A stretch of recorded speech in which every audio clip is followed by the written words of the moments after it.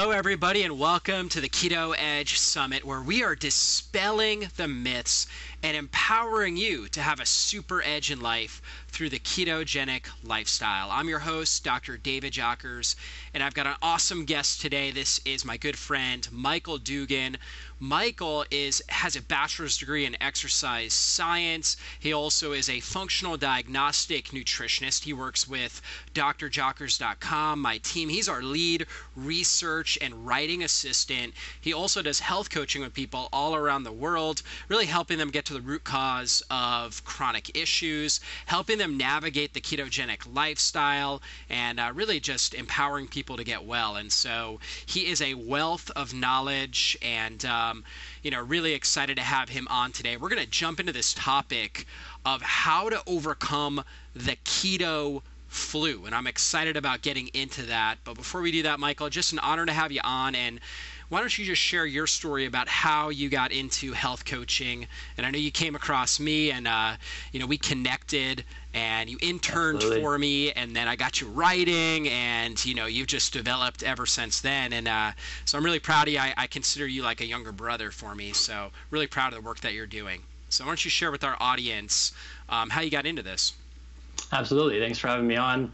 And so basically I've always been interested. I don't know exactly where it came from, but I just had this innate draw towards natural solutions to health problems. And, when I was younger, I would get a cold or a flu, and my mom would reach for the Mucinex or whatever it was, and I would have my phone or go on the computer and just start Googling, natural remedies or whatever it may be.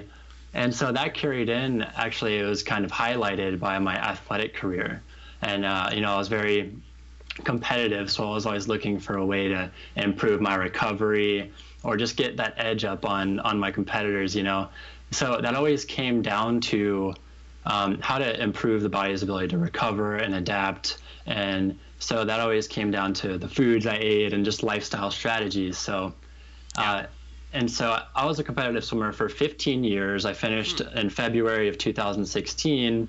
And so I had this thought in my head. I was like, so I'm going to be done competing. I've been fit for so long. I'm going to have all this free time and all this energy that I'm going to be able to put into, what am I going to do with all of it, right?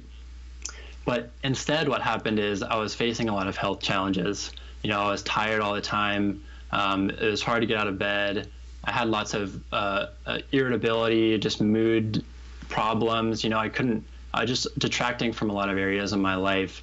And so I actually had an additional semester after I finished that swimming career to do an internship, right? And that's where we hooked up. I saw you on The Truth About Cancer starting in 2013 or 14, the very first series. Yep. And I was really interested in that. And so you were local to where I was raised. So I got in touch with you. We hooked up, and I learned a lot, started overcoming my health challenges. And I went on to get a functional diagnostic nutrition certification so that I could help other people overcome their challenges as well. That's awesome. Yep. So I've seen you evolve from that standpoint. So hey, so as we get into this, and I know one of the key strategies you use with a lot of your clients is this ketogenic lifestyle, right? And we've talked a lot about it in detail. We've put together an incredible amount of content on drjockers.com together about this topic. And so tell us about some of the benefits of a ketogenic lifestyle, and why somebody out there that's listening would want to adopt something along these lines.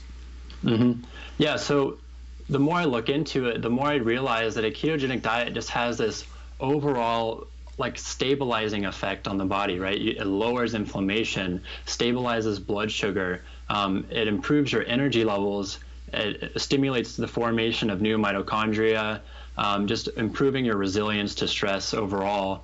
And it also has this benefit of improving glutamate to GABA conversion, which is another stabilizing effect. A lot of people nowadays have anxiety disorders, mood disorders. So improving that conversion of glutamate, which is a hypervigilance kind of neurotransmitter, to GABA, which is a relaxing neurotransmitter, that's really big. So overall, these benefits just help the body perform on a more stabilized plane, and it really seems to have a lot of therapeutic and performance enhancing potential for people.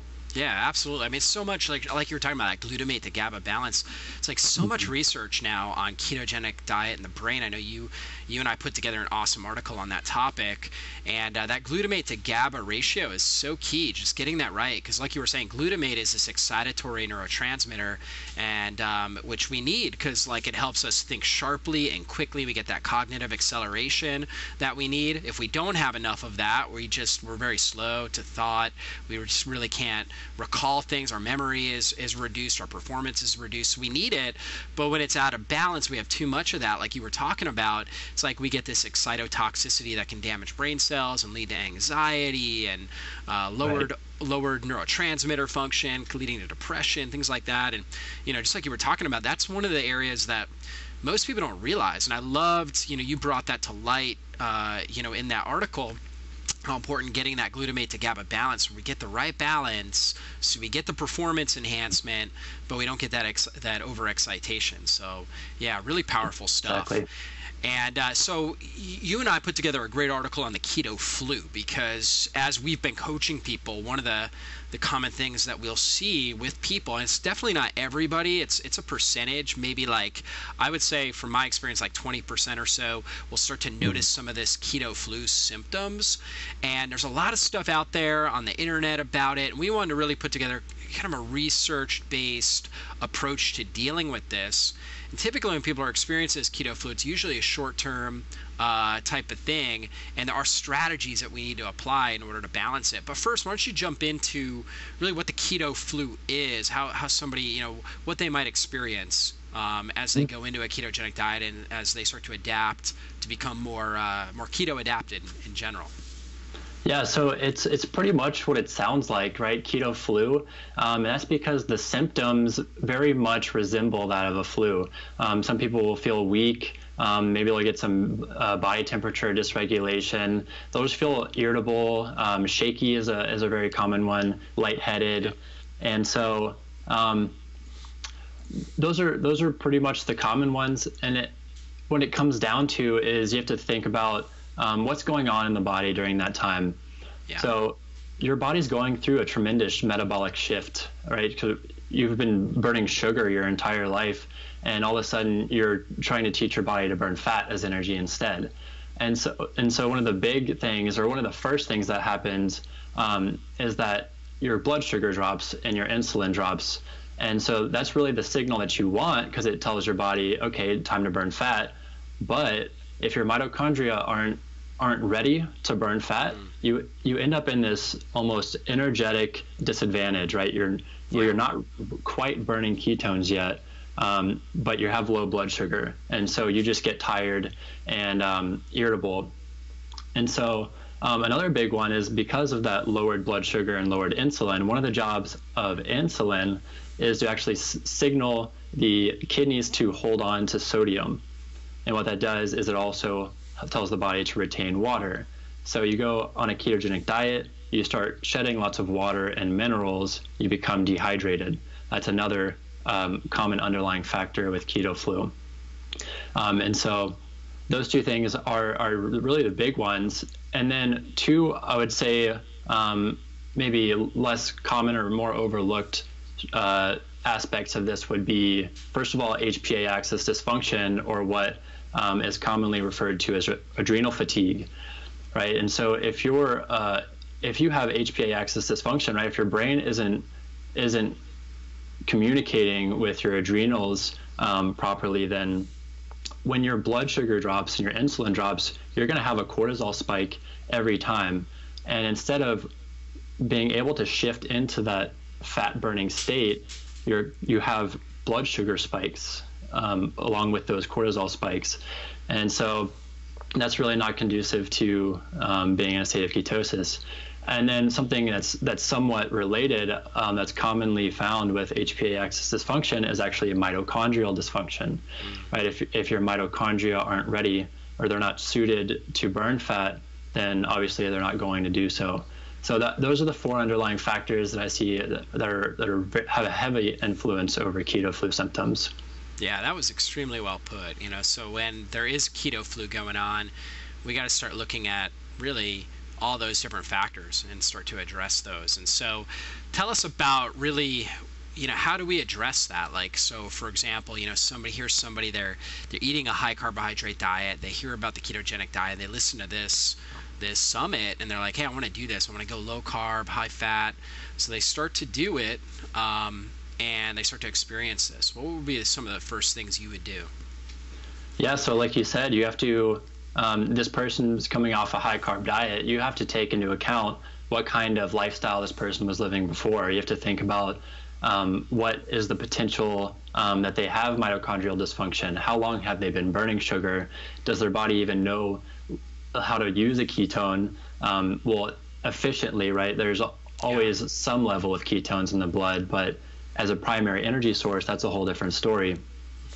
So you have to think, how do I ease the body into this fat burning state? And there are several ways of doing this, right? Instead of going from a high carb diet straight to a ketogenic diet, you could maybe go low carb first, and just increase your intake of healthy fats, of course, focusing on antioxidant rich vegetables and herbs and things like that, to just bring down inflammation. And those things also have a positive impact on mitochondria as well.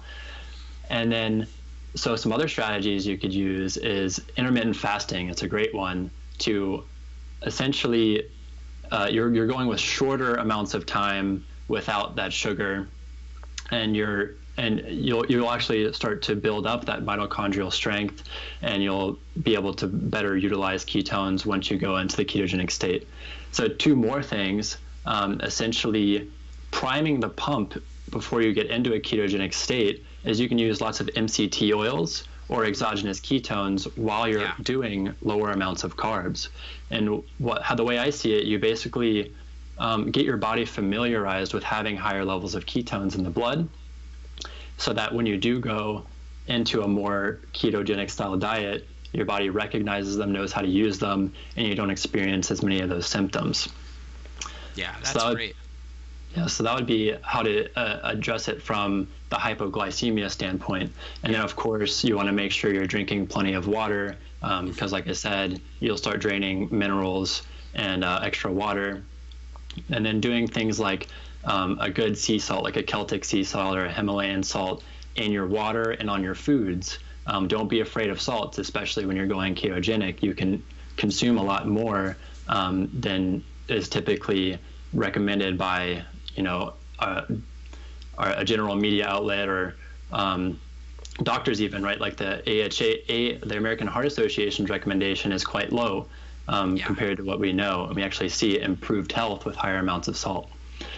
And then finally, what you can do is start stimulating the mitochondria beforehand, before you go full ketogenic. So using nutrients like acetylcarnitine or CoQ10, or even these newer advanced versions like PQQ is a great one.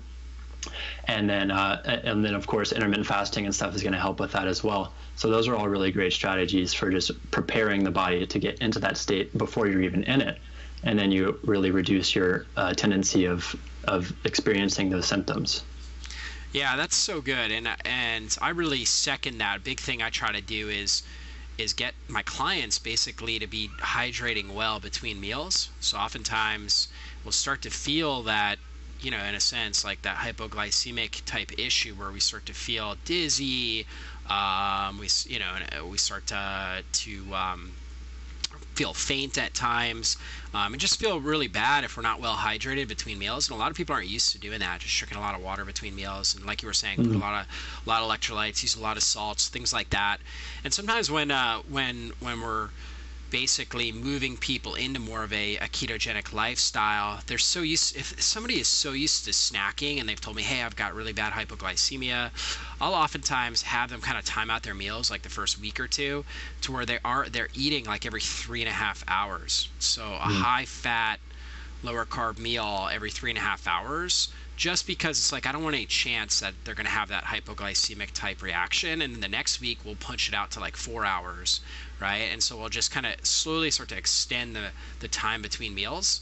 And like you were talking about with intermittent fasting, a good place to start is 12 hours between dinner and breakfast And so, like, if you finish dinner at 7 p.m., you don't eat anything until 7 a.m. You drink water, you hydrate, herbal teas, things like that, but you don't consume things with a lot of calories in them until at least 7 a.m. So you get that 12 hours. And it's kind of like the first place to kind of start to prime that mitochondria. And then you can start to extend it out, right? Go to 14 hours, kind of like what we call a brunch fast, and then 16 hours.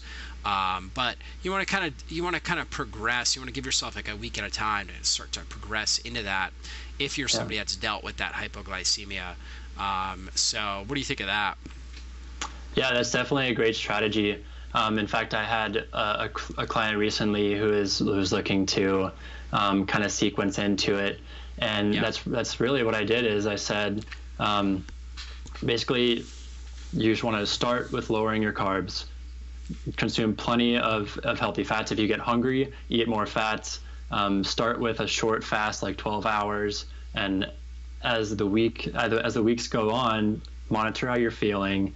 Extend that fasting window by a couple hours each week until you get to, a 16 to 18-hour fast. Most people do well in that range. Yeah. And so that seems to work pretty well until you're able to get into the more ketogenic style of eating and then doing even carb cycling once a week after your body gets really adapted to that. Yeah, exactly. And tell us a little bit about carb cycling. How would you approach that? Right. So essentially, when the ketogenic diet first emerged as a health or healing strategy, after it was initially designed as an pediatric epileptic treatment.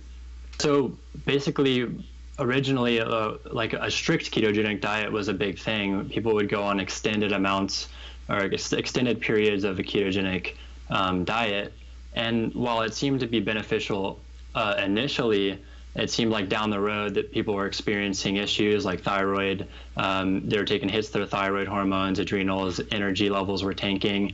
And so this idea of carb cycling emerged, and that's really been shown to help a lot of these issues, right? And even seems to be more beneficial overall for the person to eat carbs once a week, or maybe once every 2 weeks. You really just go off how you feel, or if you're monitoring your ketones. But basically, let's say you're doing a ketogenic diet from Monday to Friday, and then on Saturday you eat carbs to restore your glycogen stores.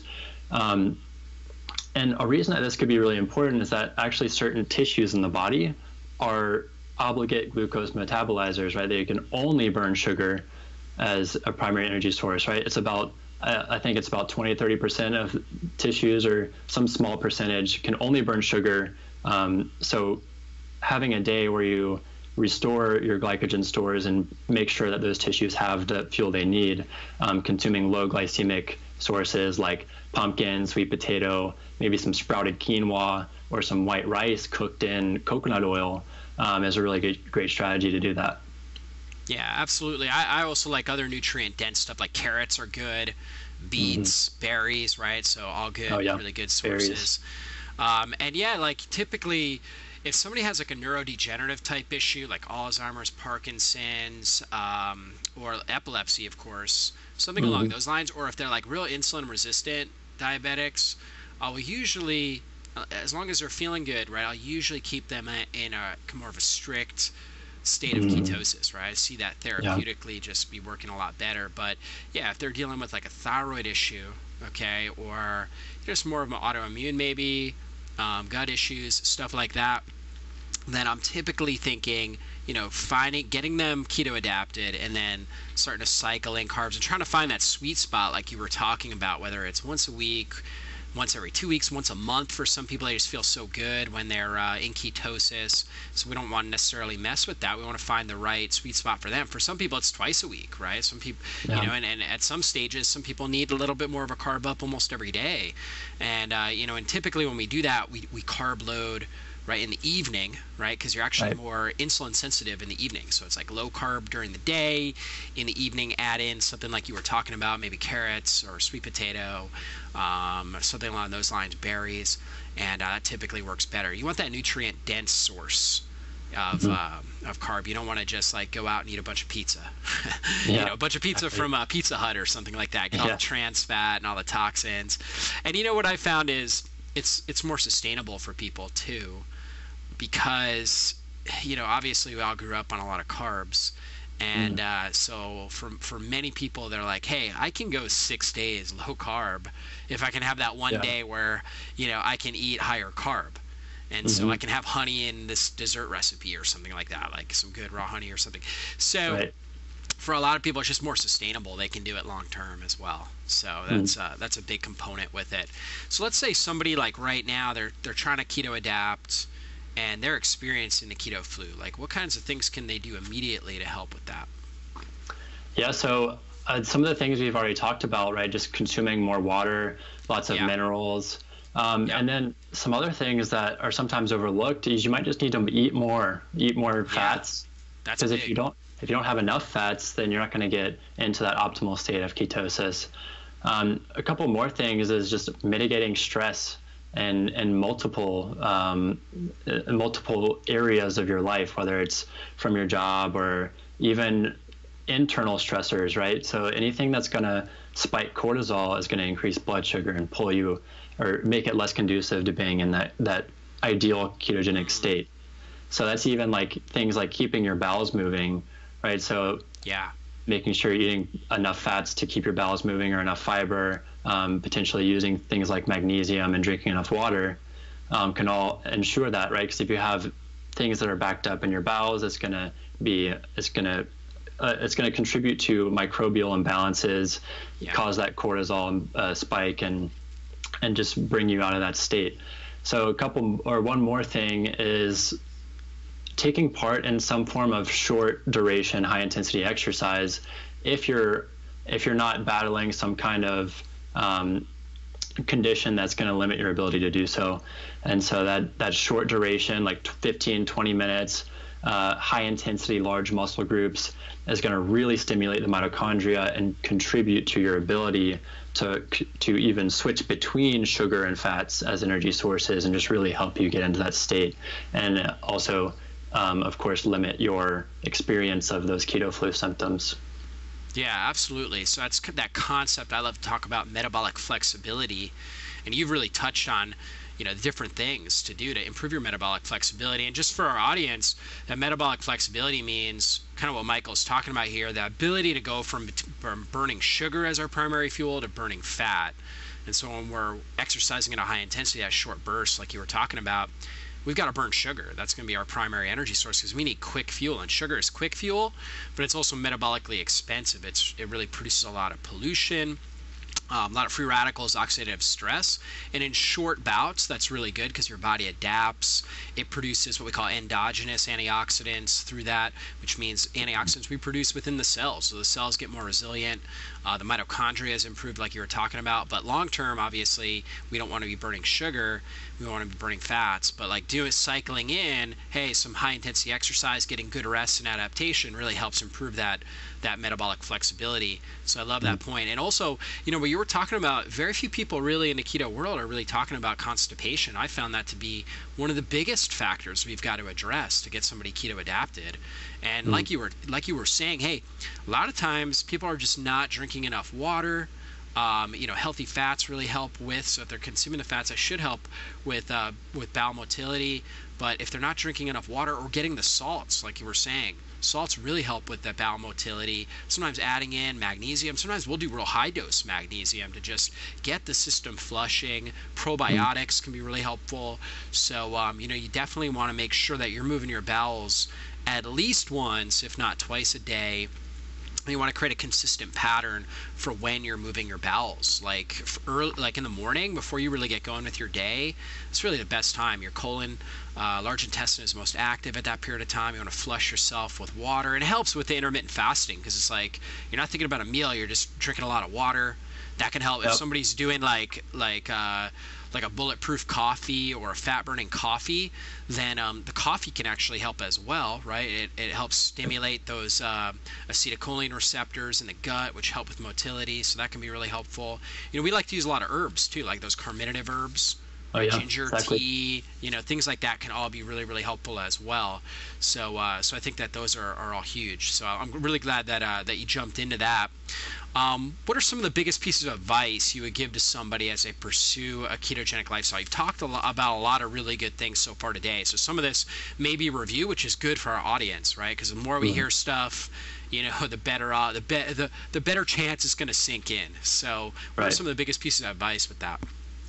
Yeah, so the first one I would say is don't rush into it, right? You really want to take the time to prepare your body for this metabolic shift, and that's doing all the things we've talked about, right? So stimulating your mitochondria, starting with small bouts of fasting and extending that out, just gradually increasing your fat intake, cutting sugar out of your diet. And if you're somebody who eats a lot of processed foods, you obviously want to cut those out as well. And it's just this progression, right? It's just preparing the body, easing it into it, and that's really going to improve your success in the long run. Even though you might be saying, you know what, I want to get into this now, I want to experience the health benefits, but that can really bite you if you rush it. So, and then again, another thing, a little more advanced strategy that I think can be really powerful is actually measuring your ketones. So actually seeing whether certain things that you're doing throughout the day are affecting your blood sugar, right? Increasing your blood sugar or influencing your ability to produce ketones, right? So something that's commonly overlooked is actually food sensitivities. If you're eating a food that you have a sensitivity to, right, that's going to be another one of those internal stressors I was talking about. It's going to cause a cortisol spike, bring up your blood sugar, and it could pull you out of ketosis. So measuring your ketones throughout the process can be really powerful. So I'd say those two. Yeah, I would say that's really great advice. And so, yeah, like for example, we know eggs are a great ketogenic food, but a lot of people with leaky gut, they have food sensitivity to eggs. So like they're eating eggs because they're on the ketogenic diet, and yet those eggs, every time they consume that, they get a massive spike in cortisol, blood sugar goes up, ketones go down. And so basically you want to really be able to measure. You want to kind of see how your body's responding. And you can even do, obviously you can test your blood ketones, which is, like you were talking about, really the gold standard. It's the best measurement. You can also test breath ketones. I know there's the ketonics out there, and a new piece of equipment that we're really excited about called the Level. What I like about the Level is that they actually calibrate better than the ketonics. I was having issues actually testing that. So me personally, I hate blood pricks. And for some people, like for me, doing a blood prick pulls me out of ketosis because my body gets stressed. So if you're like me, then doing the breath test, we're actually testing breath ketones, can be really effective. Another way that I'll have people do it, just kind of like some self biofeedback, is take your resting pulse, then go ahead and put a piece of an egg, for example, if you're testing eggs or almonds, you take an almond, put it on your tongue, test your pulse again. And if your pulse jumps up more than 2 beats per minute, then that's a sign that you're having a stress response to that food, right? Your body's actually increasing its sympathetic activity, this fight or flight activity, and that's going to throw you out of ketosis. And so you want to avoid those types of foods. That's another way. Obviously, you can also just do a food journal and see, hey, do you feel worse when you eat certain things? Right, and that's another great approach as well. I know you help a lot of people with kind of troubleshooting those areas. A lot of people are like, well, how do I even know? They just get confused by it. And that's where like a keto coach, like somebody that really specializes in this, can help walk them through it. I know you work with people all the time doing that. And so, Michael, as we kind of finish up here, it's been a great interview. What are your top 5 favorite ketogenic foods and 2 recipes that you'd love to have? Yeah, so this is a good one. So number 1 is definitely avocado. Avocado is great because obviously it's loaded with fats, vitamins, minerals, especially magnesium, potassium, minerals that are important, especially during those keto adaptation phases when you're getting rid of those minerals. And it's just a great everyday food. Sometimes I'll eat 2 or 3 of those a day. It's just, and they're so versatile. You can add them into smoothies. You can eat them plain, make guacamole. They're just great. Oh yeah. And Next, you got coconut milk. That's another very versatile food. And I got some of these ideas from you, of course. Next, so obviously coconut milk, you want to get the full fat in the can. Yeah. Right. That's where you get a lot of those, the store bought in the can and the carton. This doesn't have. You can get it. You can get it in the carton as long as it's unsweetened, but you can't expect that to like provide the amount of calories that you need. Right. In a meal. So so you'd have to add like coconut oil to it. Right. And that's my next one. Coconut oil. There you go. It's my third. We'll just count coconut as like number 2, just coconut products in general. Coconut oil, because you got coconut butter. I know you like coconut butter. There's so many things you can do with that, right? Coconut flakes, right? Those are great. So a lot you can do with coconut. The other thing you have to watch out for is with some coconut milks and even coconut water can be high in sugar. So definitely watch out for that, especially with coconut water. I know that's a popular drink among health enthusiasts. Coconut water, definitely. That would be the part of coconut that wouldn't be keto. And then, like, if you're getting coconut milk, make sure it's unsweetened. Right? And don't just assume. You got to check. Right. You got to check the label. Yeah. So next, I have grass-fed butter. First of all, it tastes good on everything, and it's loaded with fat-soluble vitamins A, D, and K. Things that are often deficient in many people nowadays. Just going to help with mineral metabolism, ensuring bone health, and just helping absorb nutrients from vegetables, right? Like putting a bunch of butter on some broccoli is just a great way to improve your ability to absorb the nutrients from the food and just provide those healthy fats. And then you have the butyrate in there as well, the short chain fatty acid. It's going to feed your gut bacteria and help your bacteria in your gut actually produce energy as well. So that's butter is just all around a really great food. Yeah, I love that one. I always tell people when they say, my kids won't eat their vegetables, I always just tell them, well, you just don't have enough butter on it. Yeah, exactly. Put enough of that grass-fed butter on there and some good herbs, right? And it's good. They'll like that. Oh, yeah. And of course, this next one as well, adding plenty of herbs, spices, and salt, right, with that butter. And don't be afraid. First of all, the herbs and spices are loaded with antioxidants. They're super anti-inflammatory. And then the salt is just going to provide some more of those minerals, especially sodium, to just help balance your overall electrolyte intake. And so all those together are just great things that you can eat every day, provide lots of fats, antioxidants, and just help the whole keto process. And what are some of the best herbs? Like if somebody's looking for an herb mix or something like that, what should they be looking for there? Yeah, so Italian herbs are super high in antioxidants. And especially like polyphenols are great for mitochondrial functions. That's like rosemary, thyme, basil, those kinds of things. And then even a lot of Indian spices are really great too. Like obviously turmeric is like the super spice. And then things like, cumin, cardamom, nutmeg, and things like that. Those are also carminative, so they're going to improve bowel motility and your digestion and all that. So especially when you're eating higher fat and get it like in the initial phases, especially, it's just going to help. Pretty much all of those factors we talked about. It's just going to make digestion better, improve your energy, lower inflammation, and essentially just boost the benefits you're getting from ketogenic diet already. Yeah, I mean, it's so big. A lot of times when people are trying to go into ketosis, they're eating like really bland foods. So they're not putting enough of these herbs. Just like you talked about, those herbs are so important for producing enough stomach acid to break down the protein, producing up bile to help emulsify the fats, pancreatic enzymes to produce things like lipase and protease to help break down the protein and the fats. And if we don't get that, then we're not going to it's going to cause more stress in our system, more stress in our gut. So the herbs, not only you get the great flavor, the smell of it, but you're going to digest better. And I always tell my clients, I'm like, you should be able to smell your meal like on the other side of your house. It should be aromatic. You use those aromatic herbs, rosemary, basil, oregano, thyme, they smell good. And just for the listeners to know, they don't have to be fresh. It's not like you have to have your own herb garden to do it. That's great if you do, but you can get dried herbs, right? Pretty much every store has them. It's certainly health food stores, you can buy them and use them in abundance. Obviously you want to like the taste of your food, but use it up to that point where it's like you've got so much herbs in there, you'll get tons of flavor out of it. You'll get the in a sense, a kind of plant-based medicine effect of them, and it's just really powerful for your body.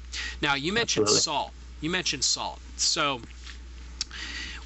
should they use typical table salt, or what would be the best forms of salt? I want to make sure our listeners really know how to use salt properly. Yeah, definitely not. Regular table salt is a chemically synthesized sodium chloride.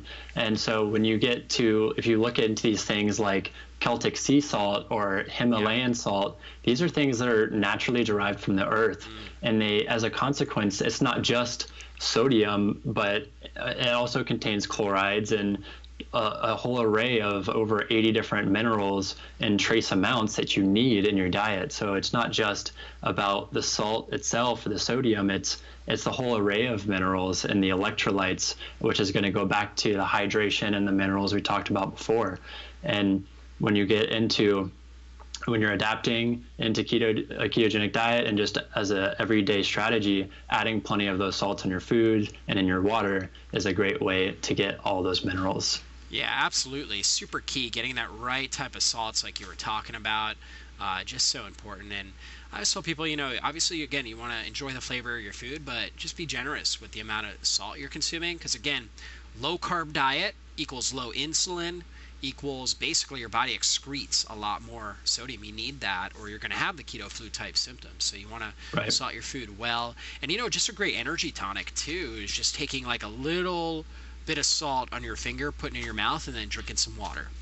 Yep. And I've seen people are like, wow, my energy improved a lot because you got those electrolytes. And, we're bioelectric beings, meaning that we're creating energy through water and electrolytes. And so that will really help overall with energy. So I love that we were able to discuss that. And also I want to touch back on herbs.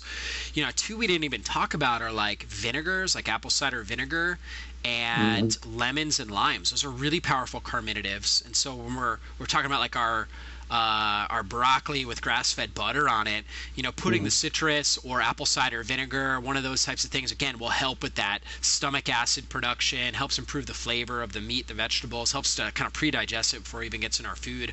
So, I couldn't go through this interview without really touching on that. That's going to help with digestion as well. I know you do that. And so, yeah, absolutely. So those went through some of the best ketogenic foods, and I think Michael and I are like the same type of diet here, except I'm married, so my wife's, so I probably was when I was single, right? I was eating, just whatever, as long as it was healthy, just kind of putting it together quickly. Now I'm fortunate enough, my wife really likes to, she likes to be creative with the food, so we get all different types of recipes that we make. Now, what are two of your favorites? Like here you are. You're a single guy. I mean, you obviously you have a girlfriend, you're in a relationship, but you're not married yet, and so you're on the go, you're busy. What are two recipes you really like to make?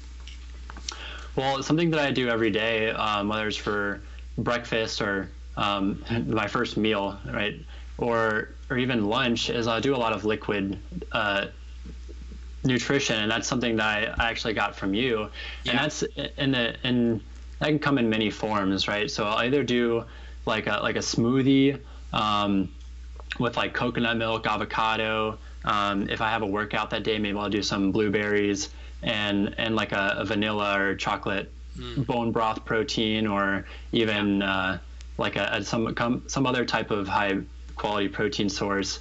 Or something I really like to do is like a bulletproof coffee, or something that I like to call like a bulletproof bone broth, where you take like a one of these brands like Kettle and Fire, or even the Ancient Nutrition, you put it in some hot water and you add a little bit of butter and MCT oil, and it actually tastes amazing, and you get the benefits of the bone broth as well, and you get those fats and the healthy minerals. You basically cover a lot of the things we talked about, just provide your body with a lot of those things that are going to improve your state of ketosis.